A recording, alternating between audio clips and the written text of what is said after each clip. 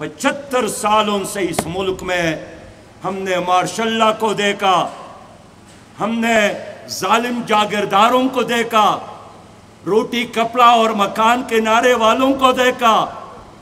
पाकिस्तान को पेरिस बनाना है, Asian tiger बनाना है, उन नारों को देखा और सुना। हम तब्दीली लाएंगे और तब्दीली के नाम पर वोट दे। तब्दीली लाने वालों को भी हमने देखा। ये सारे लोग आ गए और वापस चले गए, नाकाम हो गए, डिलीवर नहीं कर सके, खुशहाली नहीं दे सके, इंसाफ नहीं दे सके, तालीम नहीं दे सके, रोजगार नहीं दे सके, मसावात नहीं दे सके, कर्जों से पाकिस्तानी कौम को निजात नहीं दे सके। हमें एक पाकिस्तानी मिल्लत और पाकिस्तानी कौम नहीं बना सके। कौन जिम्मेदार है?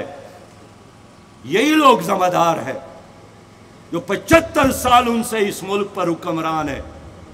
फिर भी कहते हैं हमें मौका दो। 9 सालों से तो इस सूबे में पीटीआई की हुकूमत है। 9 सालों से कश्मीर में हुकूमत है, गिलगित बल्तिस्तान में हुकूमत है।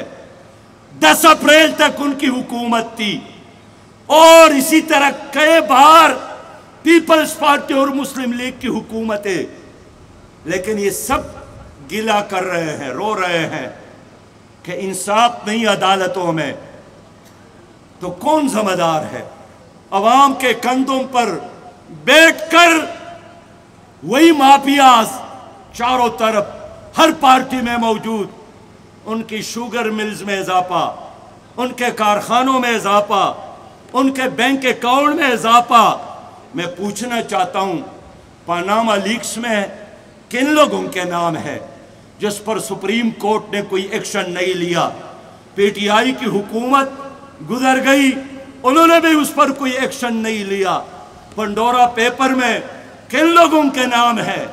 इन्हीं लोगों के नाम है जिन्होंने 74 सालों से इस कौम पर हुकूमत की, लेकिन कोई एक्शन लेने के लिए तैयार नहीं है।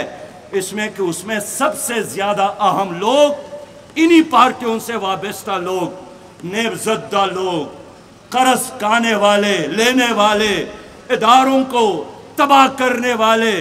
मेरे दोस्तों और मेरे भाइयों, मैं आज आपसे यही बात करने आया हूं कि इस वक्त इस मुल्क में शदीद पोलराइजेशन है। मुल्क की हालात इंतहाई गंभीर है, गैर यकीनी सूरत हाल है। वो सियासतदान जिनका काम कौम को लीड करना है, जिनका काम कौम को मुत्तहिद करना है, जिनका काम कौम को एक बड़ी ताकत बनाना है, उन्होंने कौम को तकसीम किया। जहरीली पोलराइजेशन है, एक दूसरे को तबाह करना, एक दूसरे पर खुदकुश हमले करने के ऐलानात है और हमारे आपस की लड़ाइयाँ गाली गलोच तक पहुँच गई। ईवानों में गाली गलोच, जलसों और जुलूसों में गाली गलोच, इलेक्ट्रॉनिक फ्रंट और सोशल मीडिया में गाली गलोच। हम नई नस्ल को क्या सबक दे रहे हैं? हत्ता के नबी मेहरबान सल्लल्लाहु अलैहि वसल्लम का मज़ार रोज़ा अतहर पर भी, वहाँ भी हमारी सियासत को लोगों ने देखा। एक दूसरे के हक में जो नारे लगाए गए, गुज़श्ता तारीख में कभी भी ऐसा नहीं हुआ।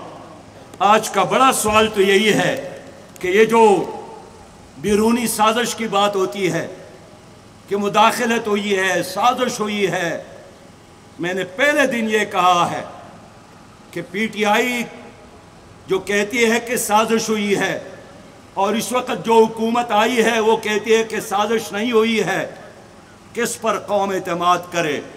इसके लिए मेरी तजवीज़ डे वन से यही है कि सुप्रीम कोर्ट एक जुडिशरी कमीशन बनाए और वो तहकीक कर ले, आज़ाद खुद मुख्तार जुडिशरी कमीशन हो, वो कौम को बताएं कि साजिश हुई है या नहीं हुई है, हक़ायक़ लोगों के सामने रखे।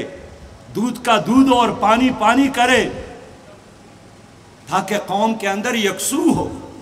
میرے پیارے بھائیوں، میں اس لیے چاہتا ہوں کہ جماعت اسلامی تو ڈے ون سے نہ صرف پاکستان میں بلکہ عالم اسلام کے ہر ملک میں امریکی مداخلت کے خلاف ہے۔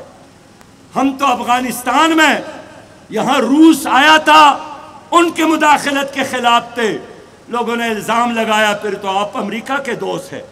امریکہ آیا، نیٹو فوج آئی تو بھی ہم نے اس کی مخالفت کی، لوگوں نے کہا عجیب لوگ ہیں، پہلے ہم روس کے خلاف تھے اب امریکہ کے بھی خلاف ہے، ہم ہر استعمار کے خلاف ہے۔